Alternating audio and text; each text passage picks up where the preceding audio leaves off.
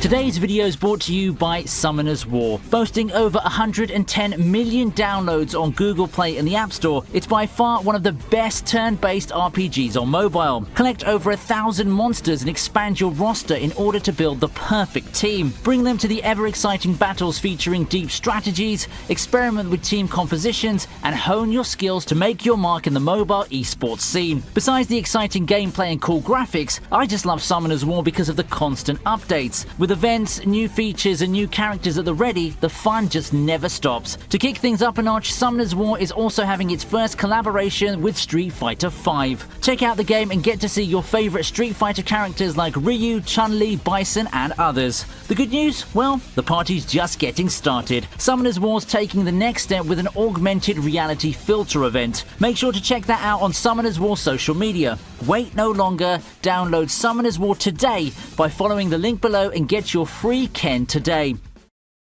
虫が上から物言ってんじゃねえぞ Battles are a staple in a lot of shonen anime. Most of the memorable and iconic shots that even the most casual of fans cherish come from these fights. However, anime also has one rather infamous reputation. That is the reluctance to kill off major characters. Chances are, if you're a named character with a significant role in a shonen anime, plot armor will 9 times out of 10 save you from doom. This list won't be about those kinds of fights. Today we're going over 10 fights with lasting consequences. That is, these are fights where 2 people walk in and only one comes out alive. These are the top 10 anime fights to the death.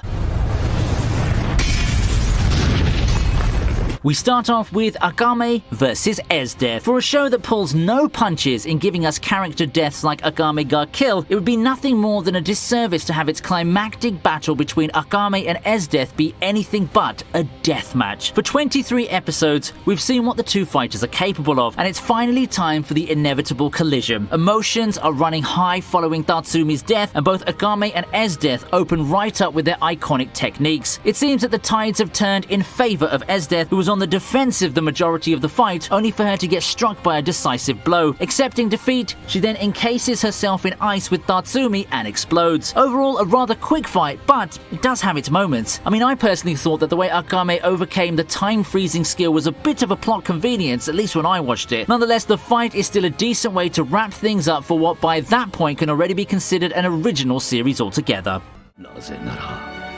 弟子の人道は師匠譲りと相場は決まっとるな、そうだろう、ナルトよ、Now, here's a Naruto moment that everyone will continue remembering for years to come. In what would eventually become his last mission, Jiraiya runs into Pain. However, the leader of the enemy forces isn't what he seems. For one, Pain turns out not to be just one being, but multiple puppets. As expected, Jiraiya puts up one hell of a fight. He'd just gone through Konan, but he didn't even break a sweat given how well he kept up with the pains in the first phase of the battle. It seemed that he could even pull it off or escape. However, as strong as he may be, even the legendary Jiraiya would find himself falling against sheer numbers. He'd die in battle, but not before passing away with a smile and a peaceful reassurance to himself. Probably one of the more heroic and heart-wrenching deaths in the series. There's a reason why I consider this fight one of the top moments in the entire series, period. 予言の子は間違いなくお前だ。あとは全て託すぞ。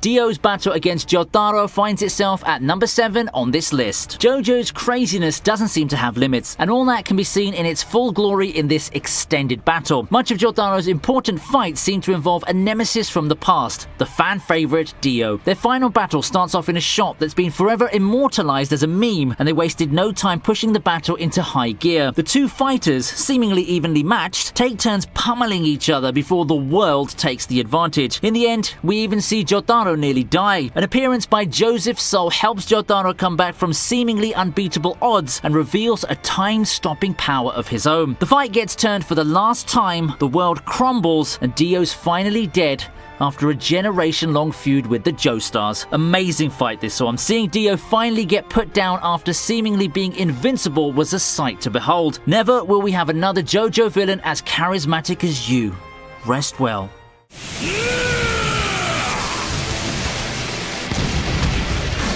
Sixth in line is Saitama versus Boros. You know, given a show like One Punch Man, it's pretty much impossible to have a battle with tension, isn't it? What's there to be worried about with the kind of hero that you have in this show? This fight's pretty much classic One Punch Man flair. World-rending villains showing off their crazy and over-the-top powers to much fireworks and fanfare, only to fall at the hands of the almighty Saitama. The visuals do make it seem like Boros could finally be the one to give a challenge to our bold hero here, and in a way he does. It's not like Saitama uses serious punch every day, and he does it here to bring Boros down for good. The status quo doesn't seem to change though, but that doesn't mean that the fights don't look awesome. The fight between Saitama and Boros is a classic example of pretty much a predetermined fight that still looks every bit amazing.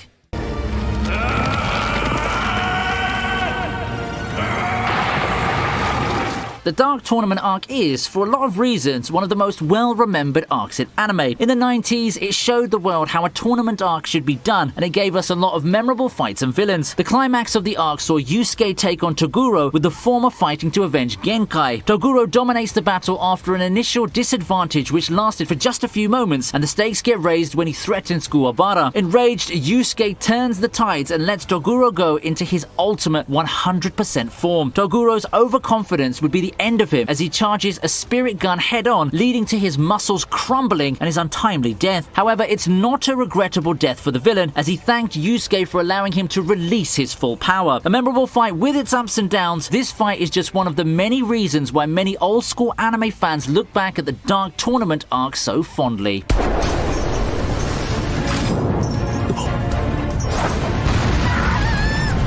Ichigo's been in many fights to the death, and he's tasted death's doorstep many times, but none of those came as memorable as the battle against Ulquiorra in Las Noches. After getting bodied by Ulquiorra multiple times already, Ichigo finally toughened his resolve and set off to finally rescue Orihime for good. Thus, he charges Ulquiorra with all of his strength and gets bodied again. No matter which power-up he pulls out or whichever impressive attack he throws, he still finds himself getting destroyed by the fourth Espada at every turn, ending with him pretty much dead by the end of it. However, one last power-up, a new form, would come out and completely change the complexion of the battle. In his new form, it was Ichigo doing the squashing, and he turns the tide so badly that Ulquiorra gets a door shut on a redemption arc attempt. Ichigo versus Ulquiorra is up there in terms of storyline and stakes, but I think that the sheer destructive power in this battle trumps almost everything that Bleach had beforehand. It's also one of the most impressive battles visually, and certainly one of the high points of the Hueco Mundo arc.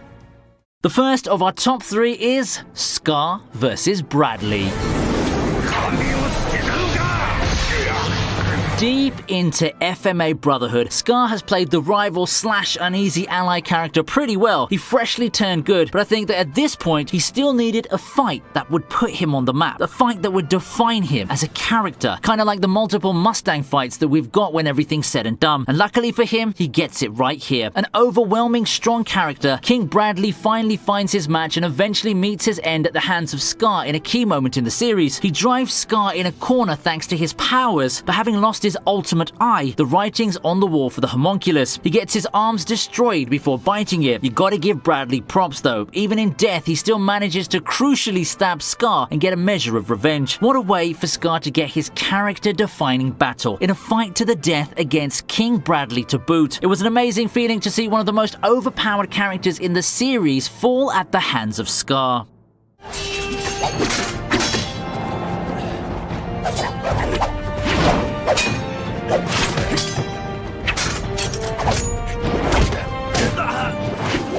Throughout the years, the climactic battle in Sword of the Stranger has aged beautifully. In terms of pure spectacle though, it's one of the best sword fights that I've ever seen. Capping off what's been an amazing movie so far, Nanashi and Luo-Lang face off in their final battle inside temple grounds. The two contrasting forces are seemingly meant to have their final showdown, and they more than exceed expectations with this fight. After a long, drawn-out fight that has no shortage of drama and tension, Nanashi finally overcomes the seemingly unbeatable foe and wins against Luo-Lang. The cinematography and presentation really drove this fight up a notch. A lot of people expected a standard sword fight with sprinkles of drama, but got more than what they bargained for. If you need another reason to watch Sword of the Stranger, may this fight be it.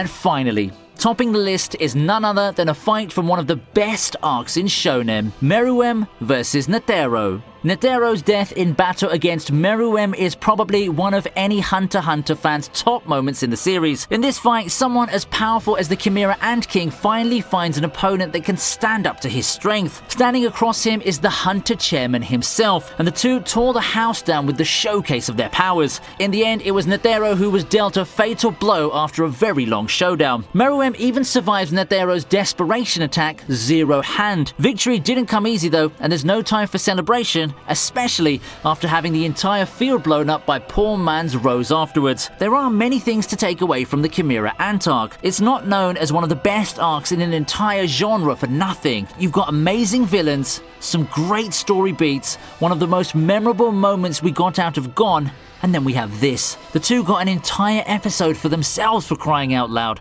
It's truly a work of art. It seems that, contrary to popular belief, death isn't cheap at all in the world of anime. I heard from some people that character death, when used properly, is one of the most powerful motivators that drive another character or plot to go forward. Given the entries we have on the list, I'd agree with that statement. How about you? Do you agree or disagree? Do you have other fights that you'd love to see on this list? Comment down below and introduce me to those classic moments that you've seen in anime. Don't forget to check out our sponsors, Summoner's War. The link's in the description. I'll be leaving you with that for now, and I hope to see you next time round.